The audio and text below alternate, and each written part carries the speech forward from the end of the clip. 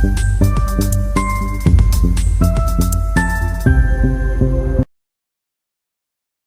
Chart को हम लोग समझ लेते हैं। मार्केट किस हिसाब से बायर और सेलर को बिठाने की कोशिश क्या है। देखो हल्का फुल्का मार्केट ज़्यादा तो नहीं है, अच्छा है, ज़्यादा नहीं। डाउनसाइड का मोमेंटम क्या है, क्योंकि अगर इसको देखो अपसाइड ही रहना है ना और अपसाइड का मोमेंटम कंटिन्यू करना है तो ये ज़्यादा डाउनसाइड ना जाए तो ही बेहतर है। यहाँ पर ये क्या क्या है, हल्का सा 57,500 का ब्रेकडाउन किया है। जो बायर कंटिन्यूशन में देखो जो बाइंग का मोमेंटम वगैरह चल रहा है तो बायर तो आएगा ना, और वो भी आपको भी पता है जब इतना बड़ा बड़ा मोमेंटम होता है ना, बायर डायरेक्ट 500 पे एसएल रखता है। तो 58,000 का बायर का एसएल मार्केट 57,500 टच करके निकाल दिया। अच्छा खासा मार्केट 500 पॉइंट का डाउनसाइड मोमेंटम करके बायर को परेशान किया है। उसके बाद सबसे अच्छा बात क्या ना, ये दोबारा पॉजिटिविटी दिखाया।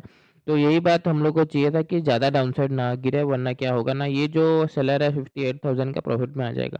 तो हम लोग को दोबारा मार्केट क्या किया, जस्ट एक वो बायर को निकाला, उसके बाद दोबारा अपसाइड जाके मार्केट वही बात है, अपसाइड दोबारा किया ना, दोबारा कोई बाइंग किया तो देखो दोबारा मार्केट उसको सडन गिरावट करके निकाला, फिर दोबारा अपसाइड जाके क्लोज होने की कोशिश किया।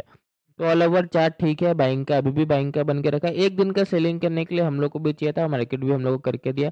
वही बात है, एक दिन का सेलिंग से दोबारा सेलिंग नहीं जा सकते। ये बात याद रखो, मार्केट पॉजिटिव ही अभी फिलहाल रहने का कोशिश कर रहा है, पर 2-3 दिन कंटिन्यू पॉजिटिव रहने से ना कुछ लोग का साइकोलॉजी पूरा ज़्यादा ही पॉजिटिव हो जाता है, तो उसके चक्कर में हम लोग को ऐसा सेलिंग करना पड़ता है। आज का सेलिंग उसलिए ही था, बाकी हम लोग दोबारा कंटिन्यूशन का मोमेंटम देख सकते हैं। निफ्टी में अगर हम लोग देखें तो निफ्टी तो और भी अच्छा है, क्या ना 24,000 के नीचे कंटिन्यूशन पे ट्रेड करके दूसरे लोग का साइकोलॉजी चेंज किया, दूसरे लोग को सेलिंग में इनवाइट किया।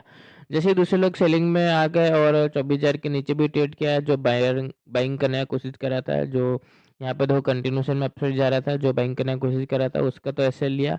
फिर दिन भर 24,000 के नीचे ट्रेड करके सबका साइकोलॉजी चेंज करके सेलिंग में उनको कन्वर्ट कर दिया। एट द एंड इसको जाना है जो कि अपसाइड ही है, तुरंत देखो अपसाइड का रिकवरी कर दिया। सडन रिकवरी में दूसरे लोग, जो सेलर था वो तो निकल गया होगा। तो ऐसे में मैं एक्सपेक्ट कर सकता हूँ कि मार्केट मंडे को क्या होगा, अच्छा खासा गैप ओपन होना चाहिए।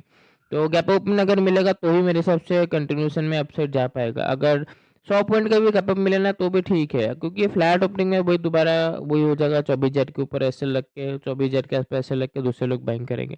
तो वो नहीं होना चाहिए, थोड़ा बहुत ठीक ठाक गैप अप हम लोग को देखने को मिलना चाहिए। फ्लैट में और गैप डाउन में थोड़ा-सा सिनेरियो और मेरे को भी डाउट आ जाएगा मार्केट क्या करने की कोशिश कर रहा है। क्योंकि देखो ये जो अपसाइड का मोमेंटम है ना, इसमें तो ये क्या कर चुका है, ये जो सेलर है इसको निकाल चुका है। तो जब निकाल ही चुका है तो दोबारा अपसाइड मोमेंटम कंटिन्यू करना चाहिए अगर इसको अपसाइड जाना है तो। तो इसमें थोड़ा-सा कन्फ्यूज़न है, पर इसमें हम लोग गैप ओपनिंग और फ्लैट में भी ठीक-ठाक पॉजिटिव मोमेंटम आया तो बाइंग साइड ही जाने की कोशिश करेंगे।